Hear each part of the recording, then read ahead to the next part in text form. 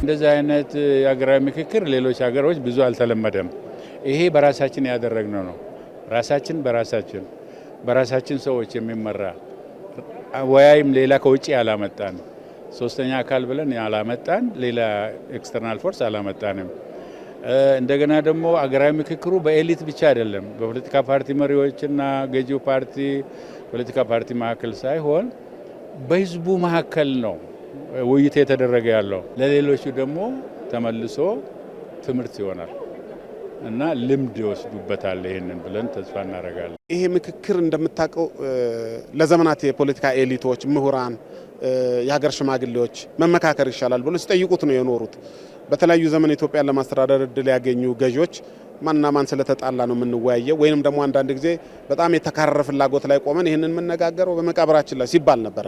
ያ ዘመን አልፎ እድል አግኝተን በዚህ ዘመን ኢትዮጵያውያን ከመላው ሀገሪቱ ከጫፍ ጫፍ ተሰባስበው ከተለያዩ ማህበረሰብ ክፍሎች ተሰብስበው በዚህ ጉዳይ ላይ በፖለቲካ ፍላጎቶቻቸው ላይ በሀገራቸው የወደፊት ዕጣ ፈንታ ላይ ለመምከር እድል ማግኘታቸው እጅግ የሚያስመሰግን የዚህ ዘመን እድል ነው ብዬ አስባለሁ። ከዚህ በኋላ ተስፋ ማረገው ማንጋጭባት ማንታኮስባት ፍላጎቶቻችን ምናልባትም ቁጭ ብለን በሰለጠነ መንገድ እየተወያየን አንዱ ያንዱን ህመም ያንዱን ቁስል የሚረዳባት የጋራ የልጆቻችንን ኢትዮጵያ በጋራ የምንገነባበትና አዲስ ማህበራዊ ለምናዘጋጅበት ጊዜ ይሆናል ብዬ አስባለሁ። የጋራ መግባባትን መፍጠር የሚችል አለመግባባቶች የሚፈቱበት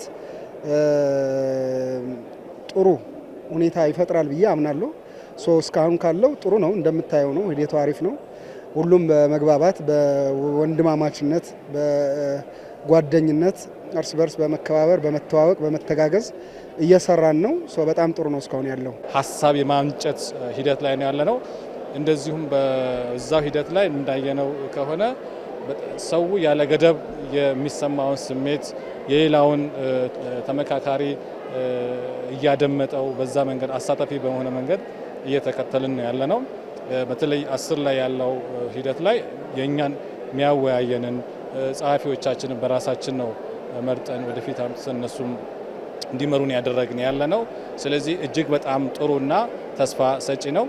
እኔ በነበረው በአጠቃላይ ሂደት ላይ አገራችን ላለፉት ብዙ ዓመታት በተለያዩ ህመሞች ላይ ነበር የነበረችውና ይህ ምክክር ባለመደረጉ በሀገር ደረጃ ብዙ ነገሮችን በቀላሉ ልናስተካክላቸው የምንችላቸው ነገሮችን ዲስትራክት ያደረጉን ያሳመሙን ብዙ ዋጋ ያስከፈሉ ሂደቶች አልፈዋልና በዚህ ሂደት ላይ በዋናነት 8ቱ አጀንዳ ላይ በይዘት ደረጃ መግባባት ይፈጠራል ብዬ እጠብቃለሁ። አሁን የተሰሩ ስራዎች በትክክል የሀገራችን ችግር በሚፈታ መልክ ዝግጅት የተደረገ መሆኑን ያሳያል።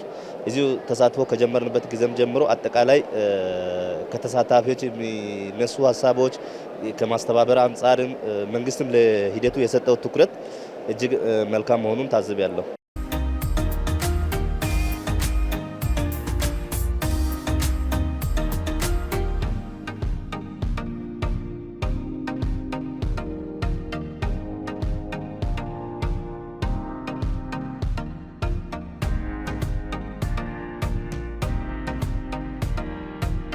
አሳታፊነቱ ላይ ምንም ጥያቄ የለም። አሳታፊ ነው።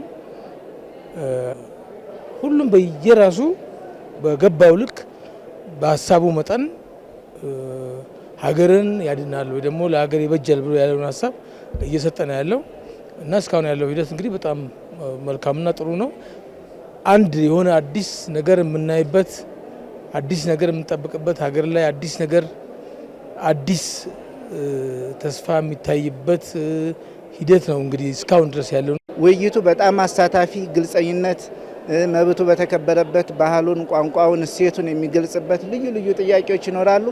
ያን ደግሞ ሁላችንም ተመካክረን ተወያይተን አዲስዋን ኢትዮጵያ ለመፍጠር ሁሉም ህብረ ብሔራዊ መላ ኢትዮጵያ ትንሿ ኢትዮጵያ ማለት ይቻላል ሁሉም ሰው መጥቶ በነጻነት ሀሳባችንን እየገለጽንና እየተወያየን እንገኛለን። በጣም ደስ ይል ነው። ወደፊት የሚመጣው እድል እንግዲህ በጣም ሁሉን ያሳተፈ እምነቱን፣ ሃይማኖቱን፣ ቋንቋውን፣ ባህሉን፣ እሴቱን ያሳተፈ አዲሷን ኢትዮጵያ እንፈጥራለን የሚል ትልቅ ተስፋ የሚሰጥ ውይይት ነው። በውይይቱ ላይ ሁሉም በነጻነት እየተሳተፈ ነው። የሄድንበት ያለው ሂደቱ በጣም ጥሩ ነው። እንደገና ከብሔር ብሔረሰቦች ጋር እዚህ ጋር ተገናኝተን መመካከር ማለት ትልቅ ነገር ነው። መመካከር ማለት ያው በግንዛቤ ያክል እንኳን ምከረኝ ሲባል ማዳመጥ ነው። ምከረኝ ሲባል ማዳመጥ ነው እና አርስቱ ራሱ በጣም የሚያስደስት ነው። ምክክር የሚለው ቃላቱ ራሱ ከመጀመሪያው ስንወስደው በጣም የሚያስደስት ነው። ለምን ምከረኝ ብሎ ሰው ማዳመጥ መደማመጥ መቻልን የሚያሳይ ነው ብዬ ነው የምለው። ስለዚህ ካሉ ቀናት ጀምረን እስካሁን በመጣንበት ሂደቶች እኔ በጣም በበኩሌ በጣም ደስተኛ ነኝ።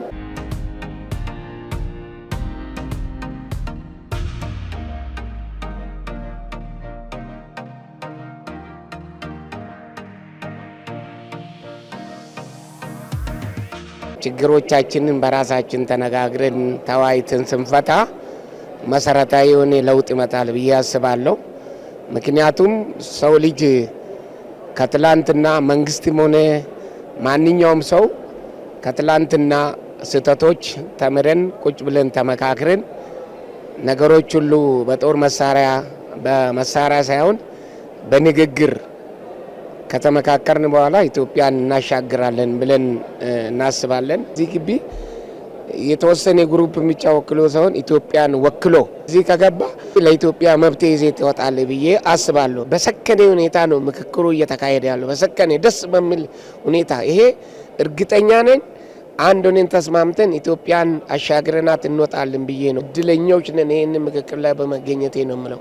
ሀገራዊ ምክክር ካታችነቱ ሁኔታ ሁሉም ስብጥር ሆኗል። ከወጣቶች፣ ከሴቶች፣ ከአካላተኞች፣ ከሃይማኖት አባቶችም የትኛውም የህብረተሰብ ክፍል እዚህ ላይ መሳተፍና የራሱን አሻራ ማሳረፍ አለበት በሚል እሳቤ ሁሉም በየድርሻው እየተሳተፈ ይገኛል ማለት ነው። በየቡድኑ በመናደርገው ውይይት ሀሳብን በነጻነት የመግለጽ መብት እነሱም ያሰራር ስርዓት ህገ ደንብ በሚያወጡበትም አስቀምጠውታል።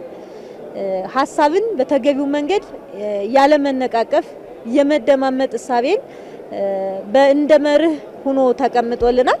እንግዲህ በዛ መመሪያ መሰረት ሁሉም ሀሳቡን እየተደማመጠ ተረጋግቶ እየተነጋገረ ነው። ያው ምክክር ማለት መከራከር አይደለም፣ መመካከር ነው። እንዴት እናርገው፣ እንዴት ወደ አንድ ሀሳብ እንምጣ፣ የኔነት ስሜትን እንዴት እናስወግድ የሚል አስተሳሰቦች እየመጡ እየተነጋገርን ነው ማለት ነው። ይሄ ሀገራዊ ምክክር ያው ከመላው ኢትዮጵያ ስለሆነ ብዙም አንተዋወቅ ኢትዮጵያውያኖችን እዚህ አግኝቻለሁ። ከሌላም ከሁሉም ክልል ስለሆነ የተለያየ ሀሳብ የተለያየ አቋምና ሀሳቦች ስላላቸው ከነሱ መማራቸውም ለሀገሬ ይበጃል የሚላቸው ከነሱ ለመረዳት ችያለሁ። ፉል ዲሲፕሊን ነው። ማንም ያው እዚህ የመጣ ነው ሀገራዊ ጉዳይ አይደለ፣ ትልቅ አጀንዳ ነው ያለው። ስለዚህ በጣም በዲሲፕሊን ነው እየሄድን ያለ ነው። እንሰማለን፣ እንረዳለን፣ እንመካከራለን። ብሩህ የሆነች ኢትዮጵያ ከነገሮች ሁሉ የጸዳች ኢትዮጵያ ነው የምጠብቀው።